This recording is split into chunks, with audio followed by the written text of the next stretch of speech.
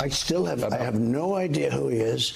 Somebody said there was a comedian that joked about Puerto Rico or something, and I have no idea who he is. Never saw him, never heard of him, and don't want to hear of him. But I have no idea. They put a comedian in, which everybody does. You throw comedians in. You don't vet them and go crazy. I don't even know who put him in.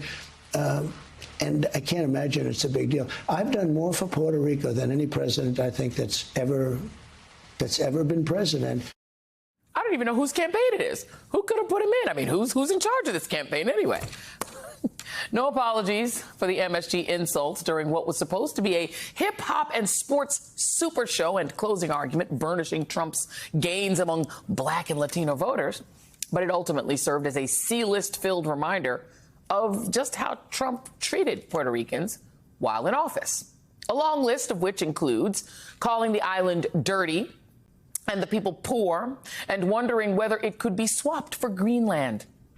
Expressing doubts about Hurricane Maria's death toll and resisting sending aid to the territory, then tossing paper towels to a crowd once he finally got around to touring the hurricane's aftermath. Surely that's Trump doing far more than any president.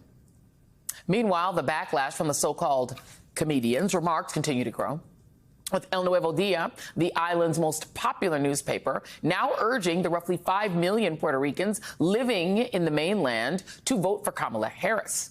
The chairman of Puerto Rico's Republican Party now says he will withhold his support from Trump. And the Archbishop of San Juan says Trump needs to personally apologize. The swift and forceful response is really not that surprising. Puerto Ricans are an incredibly proud people, a message underscored by the island's and one of the world's biggest talents, Bad Bunny, who yesterday released an 8-minute video captioned "Garbage," which shows the beauty of the island and its people and highlights the pride he feels for Puerto Rico, notably ending with the message, "We are fighting since day one for our existence. We're the definition of heart and resistance. Here we continue. Here we are.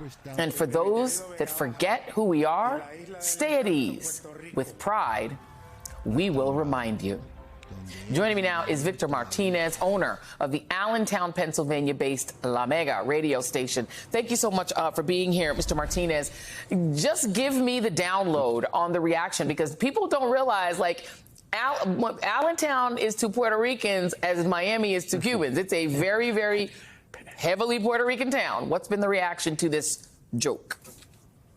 Thank you for having me. And one more person you missed in your intro, Jennifer Gonzalez, the Puerto Rico representative in Washington in Congress, who is and has been a real strong Trump supporter, yesterday in Puerto Rico television said that this could cost Trump in the states where Puerto Rican lives. Yeah. And again, she's a very strong Trump supporter, and even she is running away from him. Yeah.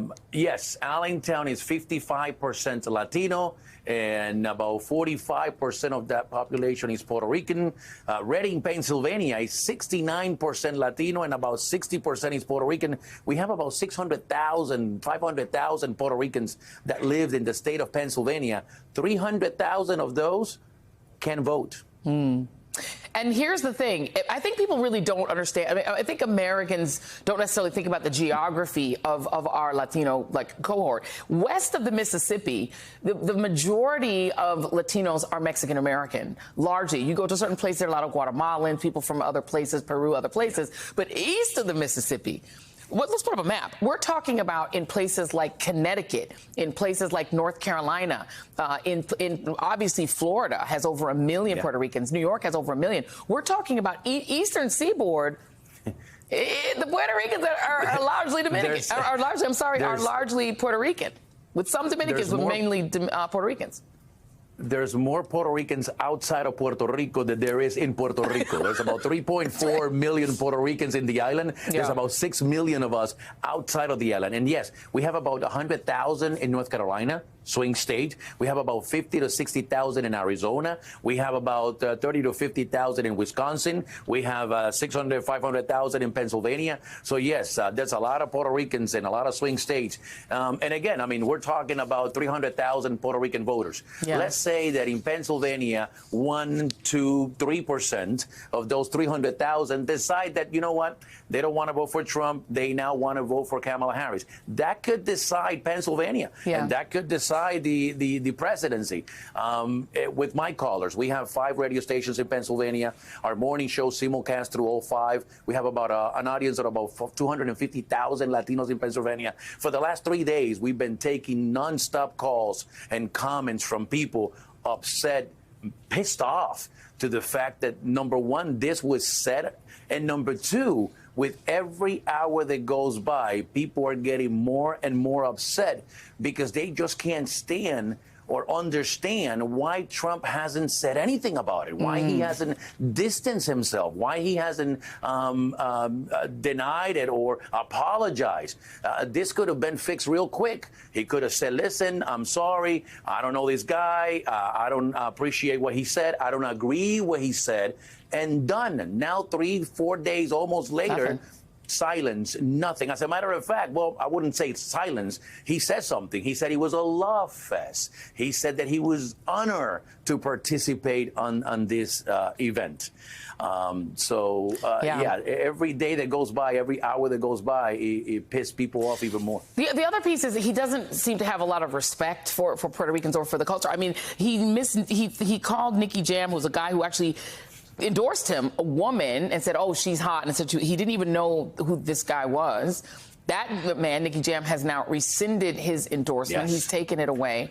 And, you know, I think people forget this is Puerto Ricans. There used to be a law against flying the Puerto Rican flag. There used to be an actual law against it. You see Puerto Ricans, they fly that flag because folk are proud. They are not going to take this line down. They're not going to take the line down. There's two things where we draw the line: the island and the flag. You can make fun of us, you can have fun with us, but the minute you mess with our island, the minute you mess with our flag, that's it. We're done. And again, I mean, I can give you another example. I had a caller yesterday who called into the show and said he was a Trump supporter. He already voted and mailing ballots, and now he's regretting it. And what is he doing? He's trying to make up by telling his friends not to vote for Trump. There you go. Victor Martinez, thank you so much for your time. Much appreciated.